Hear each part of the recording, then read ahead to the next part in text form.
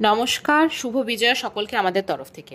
গত রবিবার বিজয়া উপলক্ষে খাওয়া দাওয়া করতে আমরা সপরিবারে চলে গেছিলাম শ্রীরামপুরের মুখার্জিজ রেস্টুরেন্টে। শ্রীরামপুর স্টেশন থেকে টোটো ধরে ডাইরেক্ট চলে যায় রেস্টুরেন্টে।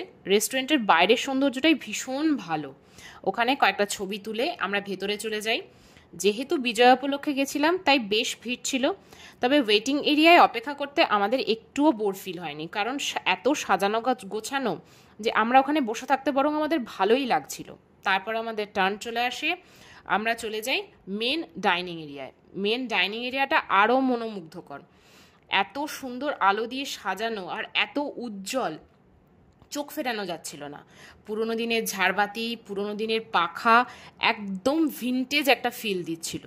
আমরা সপরিবারে গেছিলাম, আমাদের খুব ভালো লেগেছে এবং অন্য রেস্টুরেন্টের থেকে এটার সাজানো গোছানোটা একদম আলাদা। আমরা গেছিলাম আমি, আমার শ্বশুর শাশুড়ি এবং আমার হাজব্যান্ড।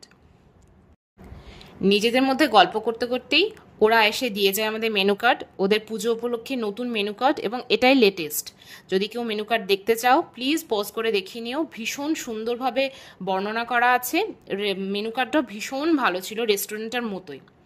আমরা ধীরে ধীরে অর্ডার করে ফেলি ডায়মন্ড ভেটকি ফিশ ফ্রাই, তারপর আসে চিকেন মালাই কাবাব, এত সফট আর এত জুসি।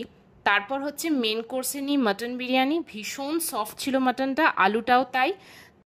তারপর নিয়ে নিই চিকেন চাপ এবং লাস্টে বাঙালির তো মিষ্টি ছাড়া চলে না, তাই নিয়েছিলাম ফিরনি। আজকের মতো এইটুকুই। রেস্টুরেন্ট থেকে তারপর আমরা বেরিয়ে পড়ি বাড়ির উদ্দেশ্যে। আমাদের নতুন নতুন কন্টেন্টে আমাদের সাথে থাকুন, সাবস্ক্রাইব করুন চ্যানেলটা।